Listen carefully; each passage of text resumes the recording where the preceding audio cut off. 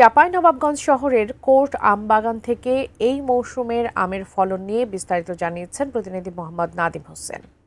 বৈশাখের প্রথম সপ্তাহ শেষ হতে যাচ্ছে, কিন্তু এখনও চাঁপাইনবাবগঞ্জে কালবৈশাখী ঝড় হয়নি।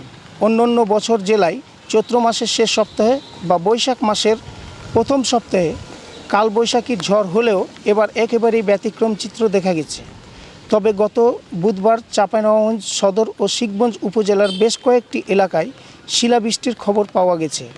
এতে আমের ক্ষতি হবে বলে জানিয়েছেন চাষিরা। আম চাষিরা বলছেন, গত এক সপ্তাহের ব্যবধানে খুব অল্প সময় স্থায়ী কয়েকটি হালকা ও মাঝারি আকারের দমকা হাওয়া বয়ে গেছে জেলার উপর দিয়ে।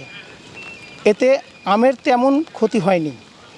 অন্যদিকে শিখগঞ্জ উপজেলারও কয়েকটি এলাকা থেকে বৃষ্টি ও শিলাবৃষ্টির খবর পাওয়া গেছে। তবে শিলাবৃষ্টি হয়েছে 3 থেকে 5 মিনিট। এতে আমের বেশ ক্ষতি হয়েছে বলে জানিয়েছেন আম চাষিরা। চাষিরা বলছেন, যে আমের গায়ে শিলা লেগেছে তা পরবর্তীতে ঝরে যাবে, কোনোভাবেই সে আম গাছে টেকানো সম্ভব নয়। তাই আমের 2-1 দিন পরে শিলাবৃষ্টিতে ক্ষতিগ্রস্ত আম দৃশ্যমান হবে। জেলা কৃষি সম্প্রসারণ অধিদপ্তরের উপপরিচালক ইয়াসিন আলীও শিলাবৃষ্টিতে আমের ক্ষতির কথা স্বীকার করেছেন। তিনি বলেন, এখন আম বেশ বড় হয়ে গেছে, তাই শিলার আঘাতে আমের ক্ষতির আশঙ্কা বেশি।